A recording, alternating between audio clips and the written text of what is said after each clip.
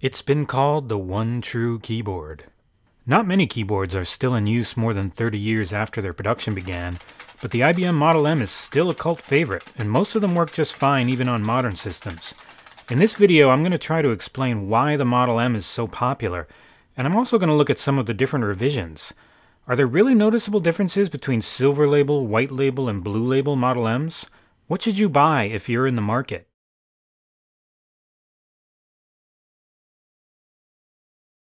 One of my first ever computing experiences was on my friend's dad's original IBM PC with its Model F keyboard back in 1981. With this tool for modern times, a person can quickly master such jobs as accounting or word processing. Even use the IBM personal computer to forecast growth. All helping the business person at home to wear many hats, while selling even more. And that can be a feather in anyone's cap.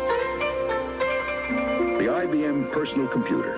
Try one on at a store near you. Even then I marveled at the typing feel, which was far different than the heavy, somewhat clunky linear switches that were common at the time.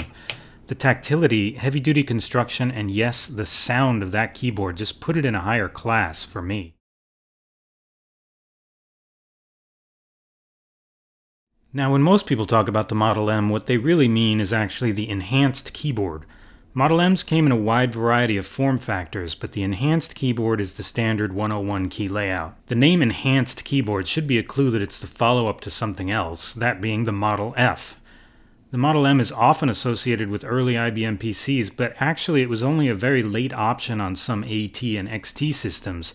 It didn't start shipping with a new system until the debut of the PS2, IBM's follow-up to the original PC family. Hey everybody, the new computers are here. The new IBM Personal System 2. The next generation in personal computing. It's just what we need. Who's responsible for this? Well, IBM. Introducing the new Personal System 2 family from IBM. Talk to some real keyboard aficionados and they'll tell you that they consider the Model F to be better quality, although in terms of feel they both use the same buckling spring mechanism.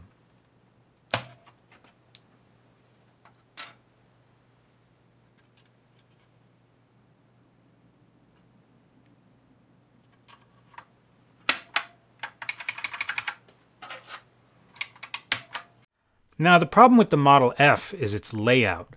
Take a look at the Model M, a keyboard designed more than 30 years ago. Now let's lay my Corsair K70 on top. This is a keyboard designed 2 years ago. Not only is the basic layout the same, but even the size of the keys, their angles, and their placement is almost an exact match. The Model M pioneered this layout, and with the exception of the addition of Windows keys, there have been no major changes to it in 32 years and counting.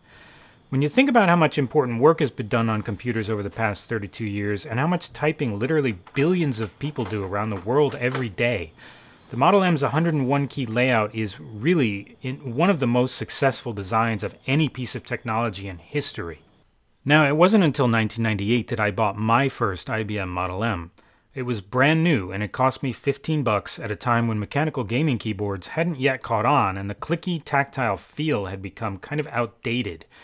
But I loved it, and I used that same keyboard continuously for 17 years, until it finally lost its place on my desk to a modern mechanical keyboard that I really got more for its looks than anything else. But my Model M is still around, and it still looks and works as good as new. Now, it's a legitimate question whether it's still worth buying a Model M over a modern mechanical keyboard, especially now that there are so many choices. In 1998, when I bought mine, the Model M was it. Nobody else was making mechanical keyboards at all. Everybody had instead moved on to cheap rubber domes. Today, a whole new generation has discovered the satisfying feeling of a tactile keyboard, and there's now a cottage industry of makes and models out there, including the Corsair K70 I have right here. Many of these offer modern conveniences like backlighting and media controls. I really like the roller volume knob on my K70. But the short answer is that these are still a compromise in terms of typing feel. They're clearly superior to any rubber dome, but the key switches are gritty and plasticky feeling compared to IBM's smooth and satisfyingly weighted buckling springs.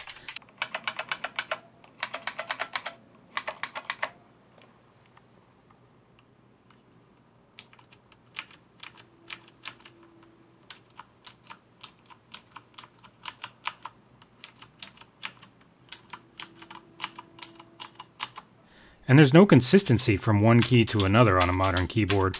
The stabilized keys on most require more force to press than the non-stabilized keys, for just one example. That was a huge no-no for IBM, who put a ton of research into ergonomics. Now, I do use a modern keyboard these days, but it is a trade-off between mod cons and key feel. The Model M still offers the best key feel I've ever experienced, and that's why I still have an obsession with it. It's just really, really good at the very specific task of typing, rather than trying to incorporate a bunch of other stuff. I became curious, though, if some of the things that I'd read online about quality levels among different revisions of the Model M were true. Most of these boil down to earlier Model Ms being better than later ones. Now, I'll put a link in the description where you can read more specifics about the many different part numbers of Model M out there, but for the purposes of this video, just know that early Model Ms had a silver label. These are the kind you could buy as a late option for PC, AT, or XT computers. Later Model Ms that shipped with the PS2 mainly had black logos on a white label, and once IBM spun off their keyboard business to Lexmark in 1991, the logo changed to blue on a gray label. Now, this gets kind of confusing because two of the models have black logos, one has a gray label, and one has what could be called a gray logo, so it can be tricky to know what people are really talking about, but just look at the pictures. I already owned a blue logo model, so I set out to buy a black logo and a silver label model. And here they are in all their glory, along with my modern Corsair. First thing I did was weigh them. We all know weight's the true measure of quality, right? As you can see, the weight did decrease over time, mostly due to the large metal backplate that holds the internal assembly together being made thinner over the years. Just for kicks, I also weighed my Corsair, and I was actually surprised to see that it weighed about half that of the Model Ms. It feels even lighter. Next, I took a look inside. The silver label keyboard has that thicker plate. It has metal stabilizers under the larger keys, and it has a large controller board just loosely clipped in behind the backplate and attached with two thin ribbon cables. The black and white logo keyboard is similar, but it ditches the metal stabilizers for plastic ones, and it has the controller board bolted to the backplate. My guess is IBM realized that the clips in the earlier design just weren't robust enough. But my nuts and bolts were all detached and banging around inside the case when I got it, so this design wasn't all that secure either. Remember this fact when I talk about the bolt mod later. Now, the blue logo Model M has a simplified board that sits in front of the backplate rather than behind it, with the lock lights integrated into it. I can't really say which design is best, but at least the smaller front board seems less likely to get itself loose. Otherwise, the plastic molds are all so similar that I doubt anyone would notice the difference, but underneath you can see that the later blue logo Model M mold is actually slightly thicker, which seems to be the opposite of its reputation. Don't believe everything you read, folks. So they thinned the backplate but actually thickened the plastic case. Oddly enough, my black logo keyboard has longer feet, but the divots for them on the case are the same size. Later Lexmark models also finally do away with the speaker grill, something that hadn't been used for years. Early Model Ms also have a detachable cable, something that was an off-and-on feature all through the IBM-branded Model M days, but it's more consistent on the very early Model Ms. You can see that even my black logo Model M has a permanently attached cable, and it's not the nice, thick, perfectly coiled one that I bought separately for my silver label keyboard. Now, this is a terminal Model M, and that's something you probably want to try to avoid if you're buying a keyboard for PC use. And the cable does feel more like a telephone cord from those days. The PS2 versions might be different for all I know. Blue logo IBMs generally have attached straight cables like mine, although I've seen coiled cables and I've seen detachable cables too. There's just less rhyme or reason to these things in the Lexmark years. Now, let me just talk a little bit about Lexmark, because they made the blue logo Model Ms from 1991 through 96, and there seems to be a lot of confusion about who these people actually were and why they were making Model Ms. I see people actively avoiding these keyboards mostly because of the name. They're not actually, quote, built by IBM, which must mean they're built in some third-party factory. Well, actually, Lexmark is IBM, or really, they were IBM. In 1991, IBM decided they no longer needed to be producing things like keyboards, mice, and printers, so they just sold the whole division to outside investors. But the thing is, the same people working in that same factory just kept right on doing what they were doing. There was no change in production. All that happened is that IBM got a big one-time cash payout and took some of that money to then pay that same division to keep making Model Ms for them. Sure, Lexmark continued to streamline production with things like the straight cable and eliminating the speaker grill, but they probably would have done those same things under the name IBM. And these changes don't really affect anything about the feel of the keyboard. So how about that feel? Well, all three of my keyboards feel pretty much the same, with that satisfying clickiness. The older ones are just a tiny bit scratchier, but that could probably be completely fixed with some further cleaning. I did have a black logo Model M in the early 2000s that I ended up throwing away because its sliders felt completely worn out, and that does happen on these over time, especially if you don't keep them clean. My blue logo Lexmark keyboard that I bought new feels the smoothest out of all of these. There is a very slight difference in sound between them.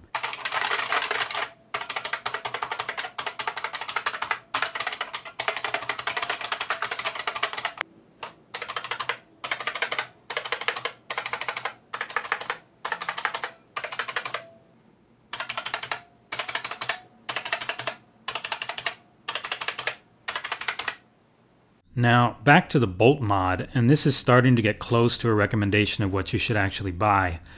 Despite their reputation for toughness, Model Ms all have one big Achilles heel, and that's that the entire inner assembly is held together using plastic rivets. These rivets degrade and fall apart over time.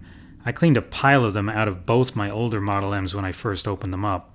When enough of these go, keys will start not working and the key feel will change.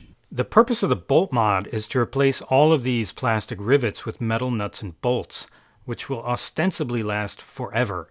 But without even using lock washers, I have my doubts that they'll last any longer than the plastic rivets, and eventually you'll have a bunch of metal nuts and bolts floating around in your case, which to me is a lot worse than little plastic nubs. Now there is a variation on the bolt mod using nothing but screws going in from the back that the engineer in me has a better feeling about. These could still loosen over time, but there's more thread biting into the plastic, and the tension of the metal against the plastic should actually help the screws dig in rather than loosen. The screw mod also has another advantage in that it's easier to do. You technically don't even need to take the keyboard apart. So I'm actually thinking to practice this on my terminal Model M and then do it for real on my silver label Model M. My blue logo Model M doesn't need it. Eventually it will, but it doesn't yet. So what should you buy? Well, among the IBM branded Model Ms, my suggestion is to buy whatever the newest one you can find is. And don't worry so much about the color of the logo or the label. If you can find a new old stock silver label, great. But that's really unlikely, and if you did, it'd probably be pretty expensive and would still be in need of a rivet replacement. The later blue logo Model Ms are not likely to yet need a rivet replacement though, so I consider it a bit safer to buy one. And there's really no difference in feel.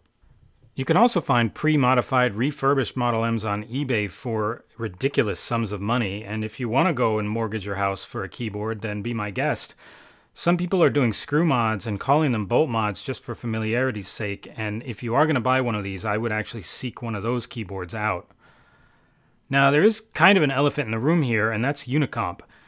Unicomp bought the rights and tooling from Lexmark in 1996, and they make Model Ms to this day. I'll have one of these eventually, and I'll bring you a second video comparing them to IBM branded Model Ms. Unicomp definitely is a different company though, running on a much smaller scale with tooling that's now 30 years old. So I feel like it's a little different subject. A Unicomp Model M might be similar, but it's not really the same animal as an IBM Model M, and I can't really judge them the same way. Now, I could be wrong, and if I am, I'll definitely let you know once I get one of these keyboards. So that's it for now. The Model M is still a great keyboard. It's a real classic, and it's something that's still as useful and satisfying as it ever was. Go out and get one if you haven't already, but just remember that there's nothing especially different about it than any other product. Look for one in the best possible condition, and don't get hung up on the color of the logo or the label. Happy typing!